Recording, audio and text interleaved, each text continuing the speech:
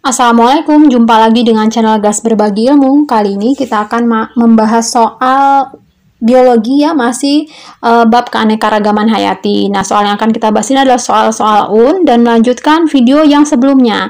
Sebelumnya kita udah membahas soal yang nomor 1 sampai 15. Nah, di video kali ini saya akan membahas soal berikutnya 16 sampai 20. Nah, ini soalnya ada 25 ya, ternyata bukan 20, ada 25. Nah, nanti yang nomor 20 sampai 25 itu ada di video berikutnya ya. Silakan adik-adik lihat ya. Di playlist ada ya. Baik, kita mulai ya. Soal yang pertama yaitu soal nomor 16. Air bersih merupakan kebutuhan pokok yang tidak dapat diganti bahan lain. Pembuatan gedung-gedung dan pengerasan jalan di wilayah perkotaan sangat mempersempit areal yang mampu menahan air.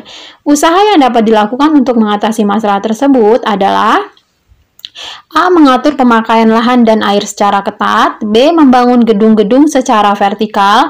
C. Membangun taman-taman kota dan ruang terbuka hijau. D. Merelokasi gedung-gedung ke wilayah baru yang lebih luas. E. Melakukan sosialisasi tentang cara membangun gedung yang baik. Nah, yang mana nih jawaban yang paling tepat untuk mengatasi masalah tersebut? Ini adalah soal UN tahun 2015 ya. Jawaban yang paling tepat adalah yang A ya, itu paling tepat. Mengatur pemakaian lahan dan air secara ketat. Jadi gini, usaha yang dapat dilakukan itu agar persediaan air bersih tetap terjaga, itu salah satunya adalah dengan mengatur pemakaian lahan dan air secara ketat. Jadi tidak boleh tidak setiap lahan itu boleh dibangun gedung-gedung dan jalan-jalan besar.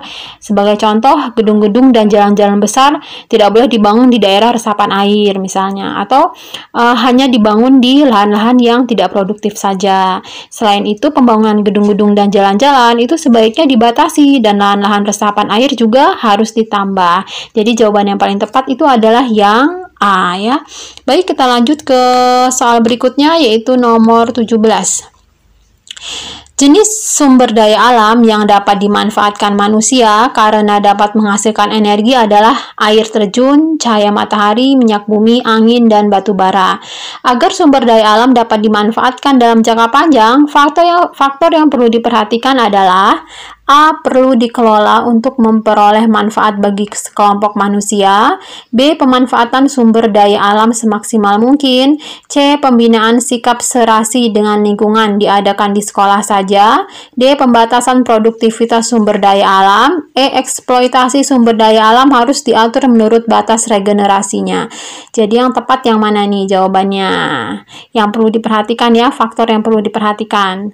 Jawabannya paling tepat adalah yang E ya, eksploitasi sumber daya alam harus diatur menurut batas regenerasinya. Jadi, ini sumber daya alam itu dapat dikelompokkan menjadi dua sebenarnya berdasarkan sifatnya, yaitu sumber daya alam yang tidak dapat diperbaharui dan sumber daya alam yang dapat diperbaharui. Nah, sumber daya alam yang dapat diperbaharui yaitu sumber daya alam yang mudah diadakan kembali jika habis atau persediaan di alamnya itu dia tidak terbatas gitu. Jadi bisa diperbaharui ya.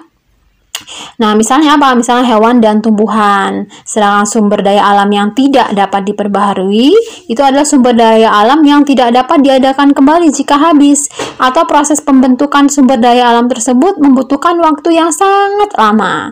Misalnya minyak bumi ya, kemudian batu bara ya, itu juga termasuk.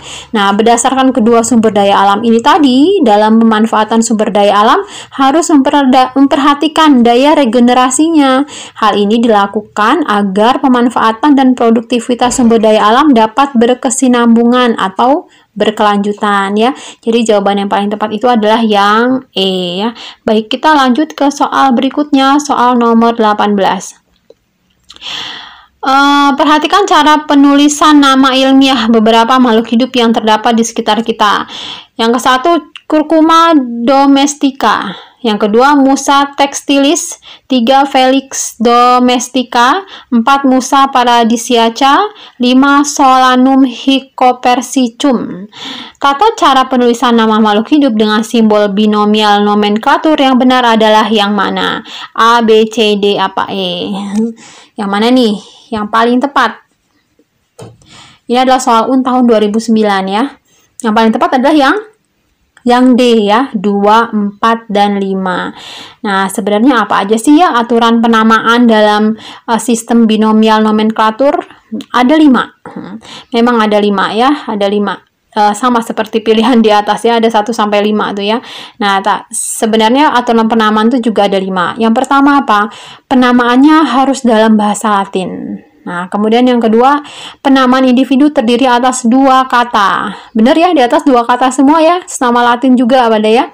Kemudian nomor 3, kata pertama itu menunjukkan nama genus dan penulisannya diawali dengan huruf besar atau huruf kapital. Ya, kemudian yang keempat, kata kedua itu menunjukkan spesies dan diawali dengan huruf kecil ya. Jadi yang satu itu pasti salah tuh. Dia hurufnya besar ya, diawali dengan huruf besar. Kemudian nomor 5, kata pertama dan kedua dapat dicetak miring, dicetak tebal atau digarisbawahi secara terpisah. Jadi yang paling tepat itu yang D ya, 2, 4, dan 5 ya. Baik, kita lanjut ke soal berikutnya, nomor 19. Padi, jagung, jahe, lengkuas, dan anggrek dijadikan ke dalam satu kelompok karena memiliki A. akar serabut, B. tulang daun menyirip, C. batang bercabang, D. kelipatan bunga 4 dan 5, E. biji berkeping 2. Ini adalah soal UN tahun 2014.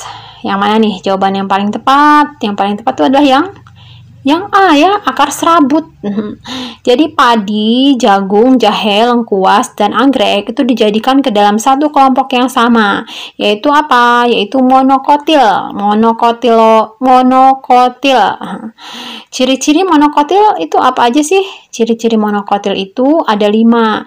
Dia akarnya serabut, kemudian tulang daunnya melengkung, batangnya tidak bercabang, kemudian apalagi? Kelipatan bunganya 3. Dan yang terakhir dia bijinya berkeping 1. Kemudian kalau tulang daun menyirip, kemudian batang bercabang, kelipatan bunganya 4 dan 5, kemudian bijinya berkeping 2, itu merupakan ciri dari tumbuhan dikotil, bukan monokotil ya. Jadi jawabannya yang tepat itu adalah yang A ya. Baik, kita ke soal yang terakhir, soal nomor 20. Nanti 21 sampai 25 ada di video berikutnya ya, biar videonya nggak kepanjangan. Baik, soal nomor 20. Air merupakan kebutuhan vital bagi makhluk hidup. Pencemaran air sungai dan danau sangatlah merugikan karena dapat memusnahkan sumber daya alam biotik yang ada di dalamnya. Salah satu faktor pencemaran berasal dari limbah rumah tangga seperti plastik, karet, dan kaleng. Usaha bijaksana yang bersifat produktif yang dapat dilakukan untuk mengatasi masalah tersebut adalah A. mengumpulkan limbah dan menjadikan aneka produk daur ulang, B. memasukkan limbah ke dalam lubang tanah dan dikubur rapat-rapat, C. membakarnya sampai habis tak bersisa, D. membuangnya ke tempat pembuangan akhir atau TPA, E. memadatkan limbah dan membuangnya ke laut dalam. Nah, ini adalah soal UN tahun 2015. Yang paling tepat yang mana nih? Karena kayaknya tepat semua ya, tapi ada yang paling tepat. Yang paling tepat adalah yang A ya, mengumpulkan limbah dan menjadikan aneka produk daur ulang. Ini nih yang paling bermanfaat, paling efektif ya. Jadi usaha bijaksana yang bersifat produktif untuk mengatasi masalah pencemaran air sungai dan danau itu adalah dengan mengumpulkan limbah tersebut kemudian dijadikan aneka produk daur ulang. Sebagai contoh, limbah plastik yang sulit terurai dapat dijadikan tas ya. Tasnya tas yang menarik dan tentu saja bernilai jual tinggi ya. Selain itu, kaleng-kaleng bekas juga dapat dijadikan hiasan dan pot untuk tanaman-tanaman kecil sehingga lebih bermanfaat. Nah, itu tadi ya pembahasan soal nomor 16-20. Untuk soal yang lain, soal nomor 21-25, adik-adik bisa cek di playlist ya. Terima kasih sudah menonton videonya. Semoga bermanfaat. Wassalamualaikum warahmatullahi wabarakatuh.